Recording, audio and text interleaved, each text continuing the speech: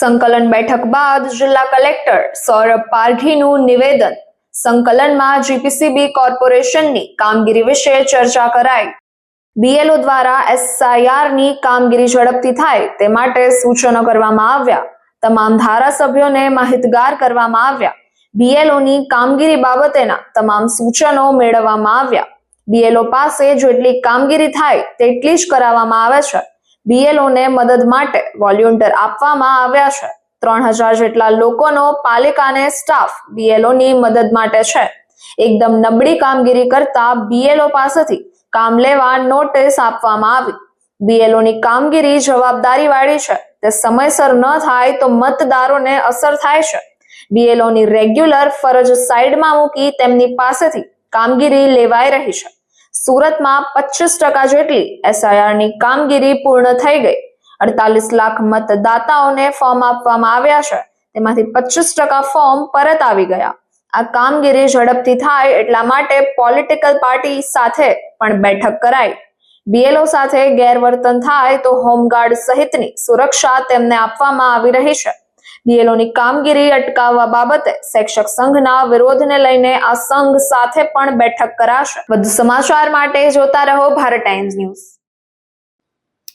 સંકલનમાં ઘણા બધા માન્ય ધારાસભ્યશ્રીઓના મુદ્દાઓ છે. મોસ્ટલી જીપીસીબીને લગતી કામગીરી, અમુક કોર્પોરેશનને લગતી કામગીરી અને સૂચિત સોસાયટીને લગતા અમુક પ્રશ્નો હતા ધારાસભ્યશ્રીઓના, એના સોલ્યુશન કરવામાં આવ્યું છે. સર, બીએલઓને લઈને કયા પ્રકારના સમસ્યાઓ અંગે ચર્ચા થઈ? એટલે એસઆઈઆરની કામગીરી બાબતમાં અમે માન્ય ધારાસભ્યશ્રીઓને માહિતગાર કર્યા છે અને કેવી રીતે કામગીરી ચાલી રહ્યું છે. એમના કંઈક પ્રશ્નો હતા કે એમના જે વિસ્તારોના બીએલઓઝ અને જે બાકી ઇલેક્શન તંત્ર તરફથી જે કામગીરી કરવામાં આવી રહી છે એમાં જે પડતી મુશ્કેલી હતી અને જે એમના સૂચનો હતા અમે એ પણ મેળવ્યા છે. અને જે એક ટાઈમ બાઉન્ડ એક્સરસાઇઝ જે અત્યારે ચાલી રહ્યું છે તો એમાં એમના સૂચનો મેળવીને આપણે પ્રોપરલી કેવી રીતે ઇમ્પ્રૂવ કરી શકીએ અને બધા જ લોકોના જે ડ્રાફ્ટ યાદીમાં સમાવેશ થાય એના બાબતમાં તંત્રના પ્રયત્નો છે. ગઈકાલે 50 જેટલા બીએલઓને નોટિસ આપી છે અને આખી રાત બેસીને કામગીરી કરાઈ છે. એટલે આપણે કામગીરી જે બીએલઓઝને છે કામગીરી એમની જેટલી કામગીરી એક્સપેક્ટેડ છે એટલી જ કામગીરી કરાવીએ છીએ. એમની પાસેથી એમને મદદમાં આપણે ઘણા બધા વોલેન્ટિયર્સ મૂક્યા છે.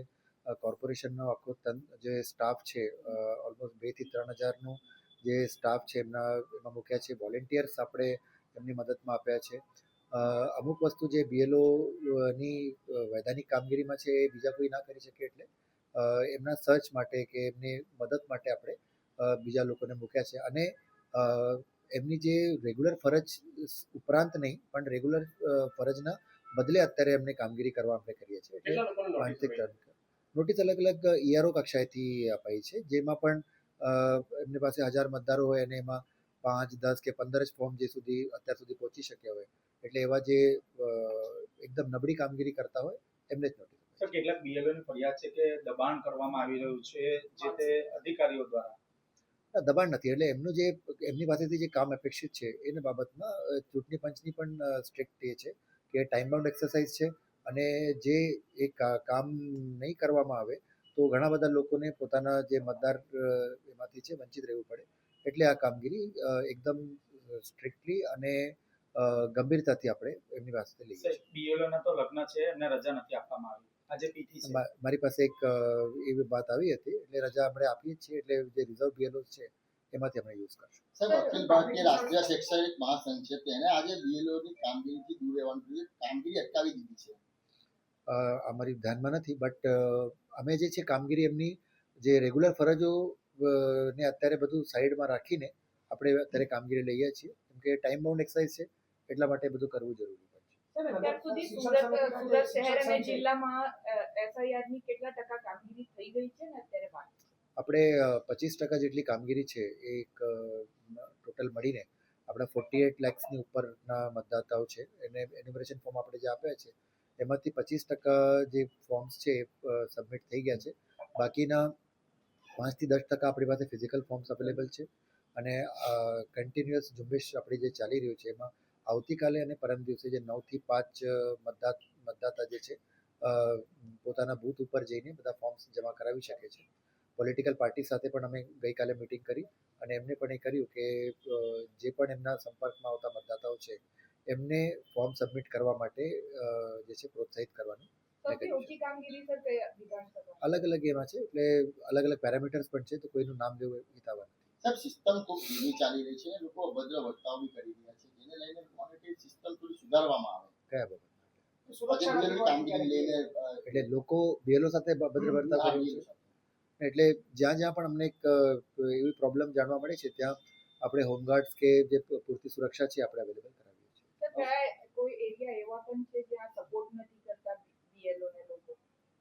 ના, એ તો અલગ અલગ વિસ્તારમાં હોય એટલે we can not pinpoint any area, એટલે એવી કોઈ વાત નથી, પણ જ્યાં પણ એ થાય છે તો અમે લોકોને સમજાવવાનો પ્રયત્ન કરીએ છીએ. Even we are reaching out to political parties also કે એમના તરફથી પણ થોડું કે થાય અને આ મેટરની જે ગંભીરતા છે કે ભાઈ જો ફોર્મ્સ પાછા નહીં આવે તો એના નામ નીકળી જશે, એ ગંભીરતા પણ અમે લોકો સુધી પહોંચાડવાનો પ્રયત્ન કરીએ છીએ. સર, સરકાર શિક્ષકો જે આમાં રોકાયા છે તેના સંઘના મંડળે પણ આપણે કલેક્ટરને લેખિત રજૂઆત કરી છે જુદી જુદી બાબતોને લઈને, એમાં કોઈ ચર્ચા નથી? આ એક વૈધાનિક કામગીરી છે, એટલે અમે સંઘ સાથે એક ચર્ચા પણ કરશું, બટ જે ટાઈમ બાઉન્ડ એક્સરસાઇઝ આપણે જે કરવાની છે એ તો આપણે કરવી પડશે. દૂર દૂર મોકલાય છે, મારે અહીં લીંબાયતમાં છે અને કામરેજ મોકલાય છે, એટલે એ લોકોનો કલાક જે તે વિસ્તારના જે BLOs છે એમને જ્યાં જે રીતે નિમણૂક આપી હશે પહેલાથી, અને એ એમને પોતાના વિસ્તારમાં જ BLO વાળા વિસ્તારમાં કામગીરી કરવાની છે. ઓકે.